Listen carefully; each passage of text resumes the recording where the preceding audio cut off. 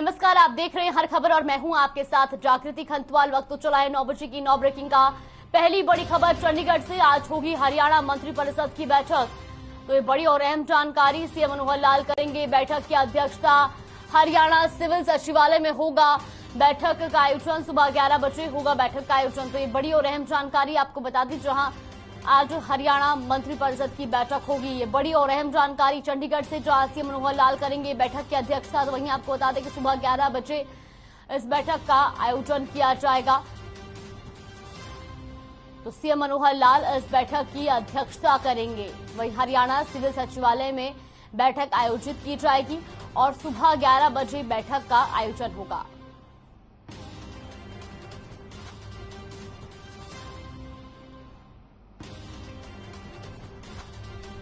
तो आज हरियाणा मंत्रिपरिषद की बैठक होगी चंडीगढ़ से। ये बड़ी और अहम जानकारी, जहां सीएम मनोहर लाल बैठक की अध्यक्षता करेंगे। तो वहीं हरियाणा सिविल सचिवालय में ये बैठक आयोजित की जाएगी और सुबह 11 बजे बैठक का आयोजन होगा।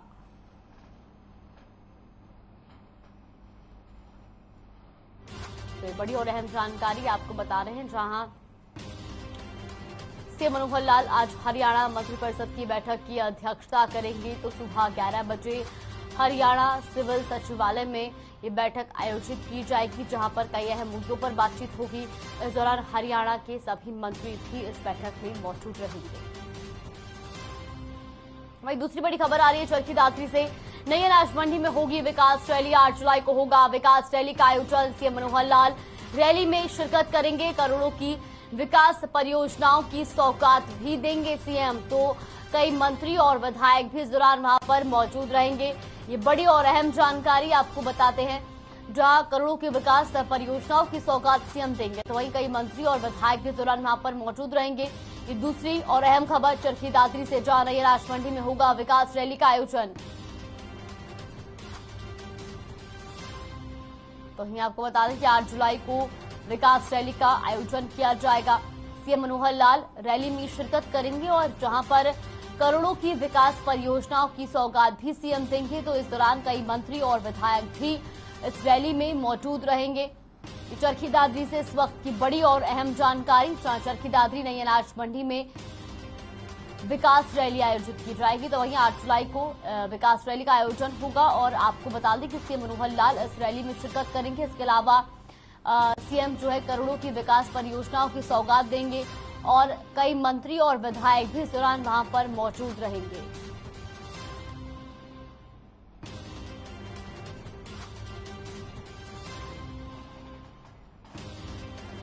वहीं तीसरी बड़ी खबर होडल से आ रही है। कुएं में गिरने से चाचा भतीजे की मौत हो गई।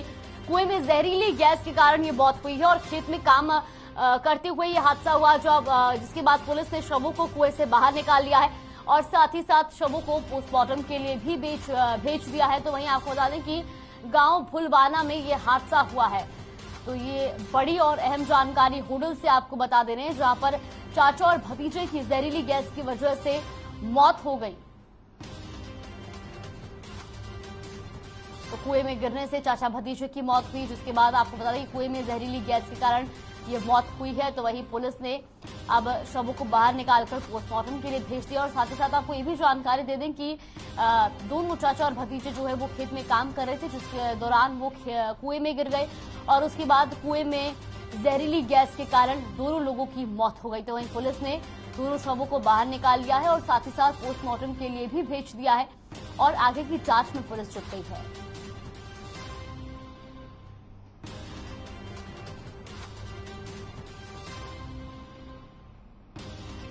रुक करते हैं चौथी बड़ी खबर की ओर। बड़ी खबर हरियाणा में कोरोना के 540 नए कोरोना संक्रमित मिले हैं। तो वहीं आपको बता दें कि 576 लोगों ने कोरोना को मात दी है। प्रदेश में कोरोना के 3066 केस एक्टिव हैं। सबसे ज्यादा गुरुग्राम में 349 केस मिले हैं। इसके अलावा फरीदाबाद में 86, तो पंचकुला में भी 27 कोरोना के संक्रमितों की पुष्टि हुई है। ये बड़ी और अहम जानकारी आपको बता रहे हैं प्रदेश में कोरोना की अपडेट से जुड़ी, क्योंकि बीते 24 घंटे में प्रदेश में कोरोना के 540 नए संक्रमित पाए गए हैं। हालांकि 576 लोगों ने कोरोना को मात भी दी है। और इसके अलावा अगर बात करें प्रदेश में कोरोना के एक्टिव केसों की, तो फिलहाल प्रदेश में कोरोना के 3066 केस एक्टिव हैं। सबसे ज्यादा गुरुग्राम में 349 केस मिले हैं। इसके अलावा फरीदाबाद में 86 और पंचकुला में भी 27 कोरोना संक्रमितों की पुष्टि हुई है। तो लगातार कोरोना के जो मामले हैं वो बढ़ते जा रहे हैं। प्रदेश में भी कोरोना के मामले आए दिन बढ़ते आ रहे हैं और ऐसे में ये जरूरी है कि आप सोशल डिस्टेंसिंग का पालन करें, मास्क लगाएं और कोरोना की जो गाइडलाइन है उसका जरूर पालन करें, क्योंकि अगर आप सुरक्षित रहेंगे तभी आपका परिवार सुरक्षित रहेगा। प्रदेश में जिस तरीके से जो है मामलों में एक बार फिर इजाफा देखने को मिल रहा है, ऐसे में सतर्कता बरतना बेहद जरूरी है। वहीं बढ़ते हैं पांचवी बड़ी खबर की ओर। बड़ी खबर देहरादून से आ रही है। 1 अक्टूबर से उत्तराखंड राहगीरों की बढ़ेगी मुश्किलें, दिल्ली नहीं जा पाएंगी उत्तराखंड की 200 बसें। दिल्ली सरकार ने उत्तराखंड सरकार को ये पत्र भेजा है। केवल BS 6 बसों को ही दिल्ली में एंट्री मिलेगी। उत्तराखंड के पास है BS 6 मानक की 50 बसें और वायु प्रदूषण को ध्यान में रखते हुए ये फैसला लिया गया है। तो उत्तराखंड के पास BS 6 मानक की सिर्फ 50 बसें ही और उन 50 बसों को ही दिल्ली में एंट्री दी जाएगी।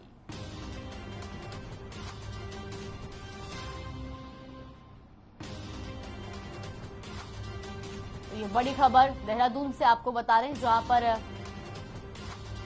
1 अक्टूबर से उत्तराखंड की 200 बसें जो है वो दिल्ली नहीं जा पाएंगी।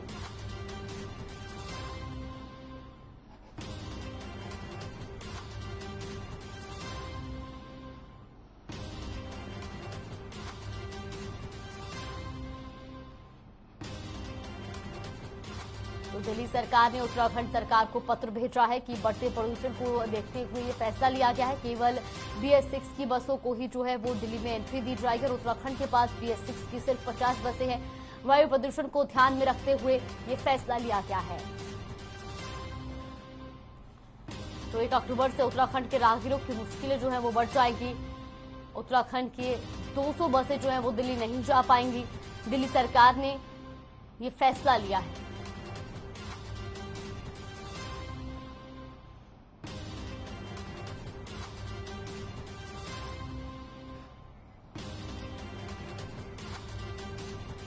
रुक कर थे अगली बड़ी खबर की ओर। बड़ी खबर देहरादून से, जहां कांवड़ यात्रा को लेकर उत्तराखंड पुलिस की बैठक हुई है। DGP अशोक कुमार की अध्यक्षता में बैठक की गई है। तो ये आपको बता दें कि देहरादून से खबर आ रही है, जहां कांवड़ यात्रा को लेकर बैठक की जाएगी। तो वही DGP अशोक कुमार की अध्यक्षता में बैठक होगी। कई राज्यों के पुलिस अधिकारी भी इस बैठक में मौजूद रहेंगे। तो दिल्ली, यूपी, हरियाणा, हिमाचल के अधिकारी इस बैठक में शामिल होंगे। बैठक में राजस्थान, चंडीगढ़ के अधिकारी भी मौजूद रहेंगे। कांवड़ यात्रा को सकुशल बनाने पर चर्चा की जाएगी। ये बड़ी और अहम जानकारी देहरादून से कांवड़ यात्रा को लेकर उत्तराखंड पुलिस की बैठक की आयोजित करेगी और जिसमें DGP अशोक कुमार की अध्यक्षता में बैठक होगी। तो वही कई राज्यों के पुलिस अधिकारी इस बैठक में मौजूद रहेंगे।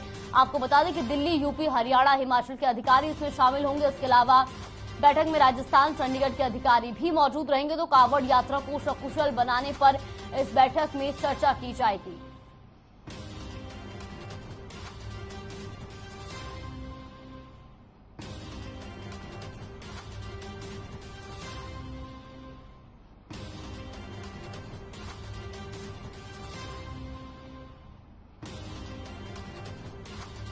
रुक करते हैं साथ ही बड़ी खबर की ओर। बड़ी खबर जम्मू कश्मीर में सुरक्षा बलों को बड़ी कामयाबी मिली है। डोडा में सुरक्षा बलों ने एक आतंकी को पकड़ा है और हथियार के साथ इस आतंकी को पकड़ा किया है। आपको बता दें कि आतंकी से एक चाइनीज पिस्तौल भी बरामद की गई है और 2 मैगजीन भी आतंकी के पास से बरामद की गई है। तो ये 7वीं और बड़ी जानकारी, जहां जम्मू कश्मीर में सुरक्षा बलों को बड़ी कामयाबी हासिल हुई है। सुरक्षा बलों ने डोडा से एक आतंकी को पकड़ा है और आपको बता दें कि इस आतंकी से एक चाइनीज पिस्तौल भी बरामद की गई है। इसके अलावा आतंकी के पास से 2 मैगजीन भी बरामद की गई है। तो हथियार के साथ क्या आतंकी पकड़ा गया है। आतंकी से एक चाइनीज पिस्तौल बरामद की गई है और इसके अलावा आतंकी से 2 मैगजीन भी बरामद की गई है। ये बड़ी और अहम जानकारी, जहां जम्मू कश्मीर में सुरक्षा बलों को बड़ी सफलता हासिल हुई है।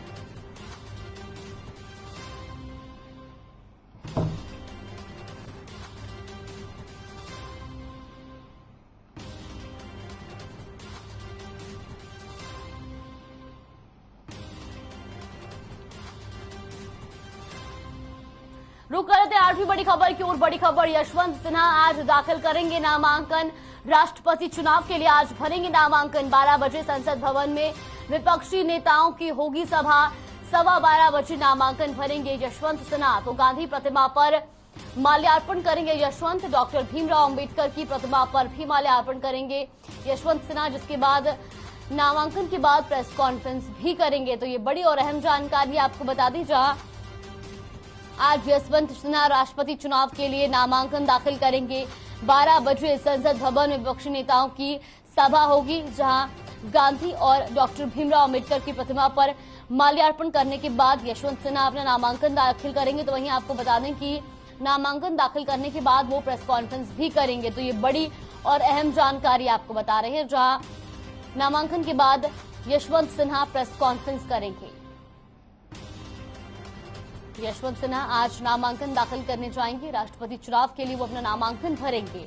तो वहीं आपको बता दें कि 12 बजे संसद भवन में विपक्षी नेताओं की सभा होगी। 12:15 बजे नामांकन यशवंत सिन्हा भरेंगे और उसके बाद आपको बता दें कि वो प्रेस कॉन्फ्रेंस भी करेंगे। इस दौरान वो गांधी की प्रतिमा पर माल्यार्पण करेंगे और साथ ही साथ डॉक्टर भीमराव अंबेडकर की प्रतिमा पर भी माल्यार्पण करेंगे यशवंत सिन्हा।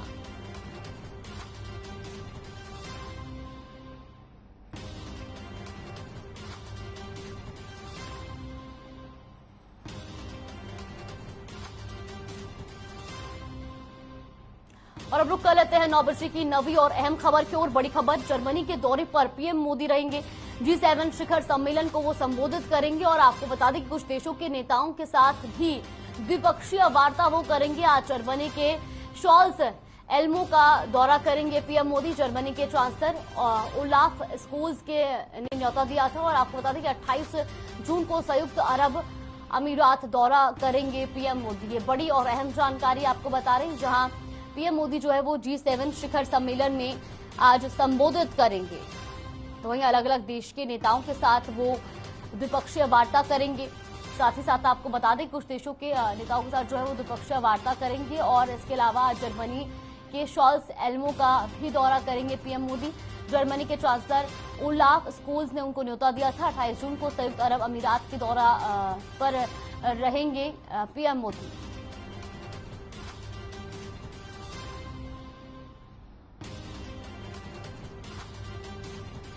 तो ये बड़ी खबर, जहां जर्मनी के दौरे पर पीएम मोदी G7 सम्मेलन में संबोधित करेंगे।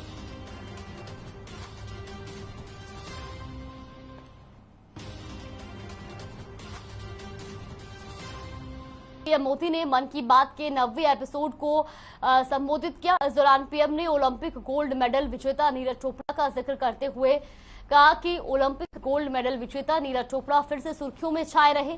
फिनलैंड में नीरज ने पावो नुर्मी गेम्स में सिल्वर जीता। यही नहीं, उन्होंने अपने ही जेवलिन थ्रो के रिकॉर्ड को भी तोड़ दिया।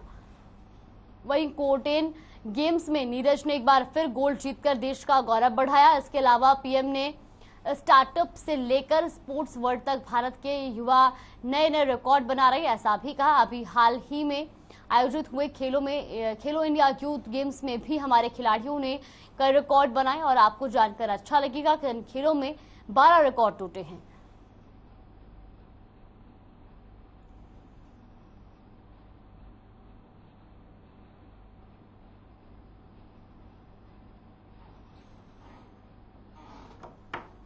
खेलो इंडिया यूथ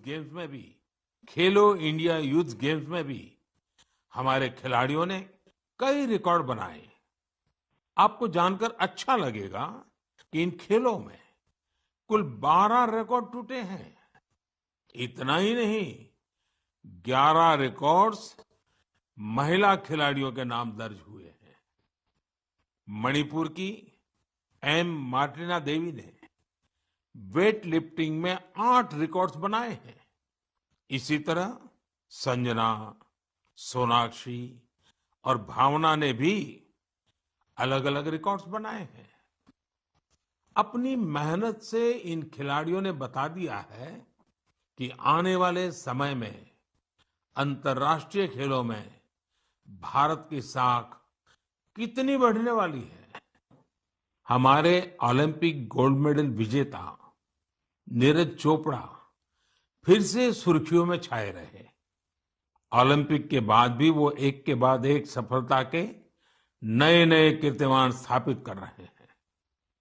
फिनलैंड में नीरज ने पावो नुर्मी गेम्स में सिल्वर जीता। यही नहीं, उन्होंने अपने ही जेवलिन थ्रो के रिकॉर्ड को भी तोड़ दिया।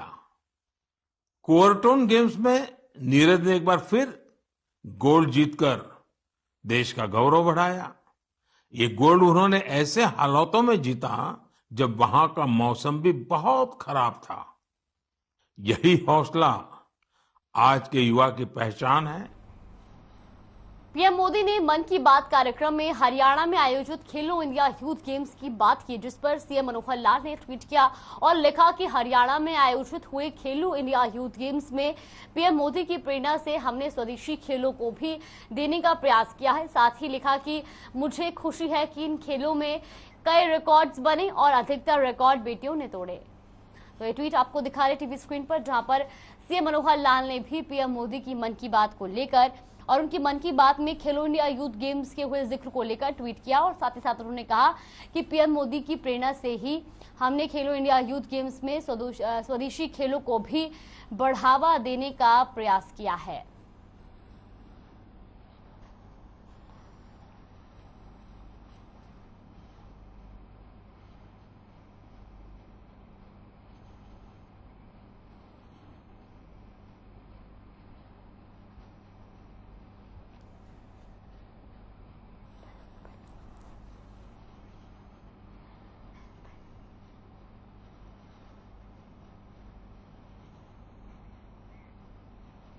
करनाल के मधुबन में नशा मुक्त हरियाणा मिशन कार्यक्रम का आयोजन किया गया, जिसमें सीएम मनोहर लाल ने शिरकत की। तो वही सीएम ने नशे के खिलाफ स्टेट एक्शन प्लान लॉन्च किया और हरियाणवी गीत मारा हरियाणा नशे ते बचा के रखियो का विमोचन भी किया। इस दौरान सीएम ने कहा कि नशे के खिलाफ हमारी लड़ाई बहुत बड़ी है, नशे को रोकने के लिए हर तरीके से काम करने को तैयार है।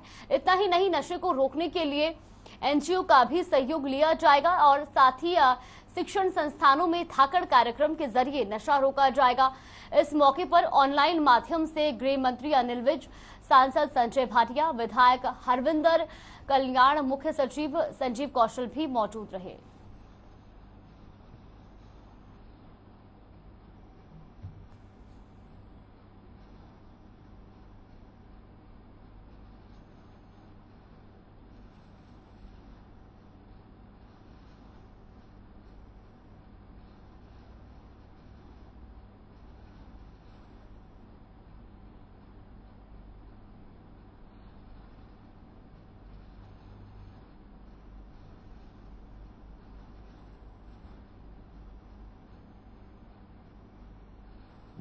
उतना बड़ा ना हो जितना अपराध उन नशीली दवाओं की सप्लाई करने वाला जो सप्लायर है, जो उसके अंदर इंटरनेशनल लेवल पर, नेशनल लेवल पर, कई बार तो ऐसा लगता है जो टेररिस्ट है वो टेररिस्ट भी लगे हुए हैं उसमें। तो टेररिज्म अपने आप में एक नेशनल क्राइम है। इस नेशनल क्राइम को रोकने के लिए वो जो लोग सप्लाई करते हैं वो बड़े अपराधी हैं और उनको तो जितना अधिक से अधिक दंड दिया जाए उतना कम है। इसके लिए एनफोर्समेंट की जो एक मनोबल होना चाहिए, जो हमारे एक विल पावर होनी चाहिए, कोई कमी नहीं है उस विल पावर में। फिर भी इंप्लीमेंटेशन करते समय कई बार हम ये सोचते हैं कि हमारा हाथ बंद जाता है कहीं। आप लोगों के सुझाव पर यदि कोई पॉलिसी, कोई नियम कानून इसके लिए बदलना हो तो उसको बदलने के लिए हम तैयार हैं। इस अपराध को रोकने के लिए किसी सीमा तक जा सकते हैं।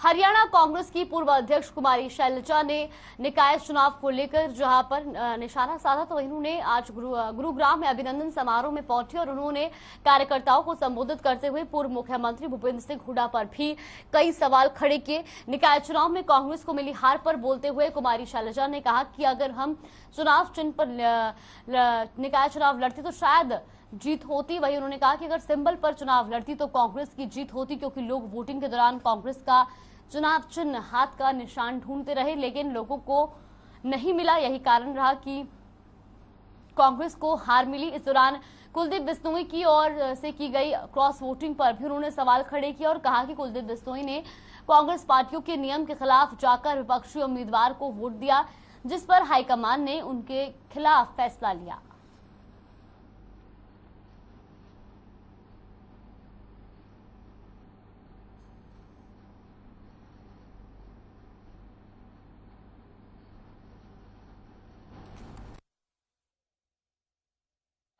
हमारा वर्कर भी मिलकर काम करता है, अभी बिखराव आ जाता है। कहीं ना कहीं जगह जगह कह दिया गया चलो ये कांग्रेस समर्थित है, किसी का व्यक्तिगत समर्थित तो हो सकता है, लेकिन कांग्रेस का वोट तो वहाँ पर कहीं सिंबल नजर नहीं आया। तो किसी ने कोई बात की बिखराव आया, इससे पार्टी को मजबूती मैं समझती हूँ नहीं मिली। जब मैं अध्यक्ष थी उस समय हमने फैसला लिया था, मीटिंग में फैसला हुआ था और हमारी हाईकमान भी चाहती थी कि सिंबल पर चुनाव लड़ें, लेकिन बाद में जो भी फैसला हुआ वो पार्टी का फैसला था, हम सबको मान्य हुआ, उसमें कोई बात नहीं। सोनीपत में यमुना नदी पर खान इंचार्ज की कुछ लोगों ने लाठी डंडों से पीट कर बेरहमी से हत्या कर दी और आरोपी मौके से फरार हो गए। तो वहीं मौके पर पहुंची पुलिस ने शव को पोस्टमार्टम के लिए भेज दिया और साथ ही साथ परिजनों को भी सौंप दिया। तो इन परिजनों की शिकायत पर हत्या का केस दर्ज किया और जांच के लिए पुलिस ने 3 टीमों का गठन किया है। वहीं मौके पर पहुंचे परिजनों ने बताया कि जयदीप की हत्या एक साजिश के तहत की गई है। इससे पहले भी उनके ऊपर कई हमले हो चुके हैं और पीड़ित परिवार ने कुछ लोगों पर आरोप भी लगाया है।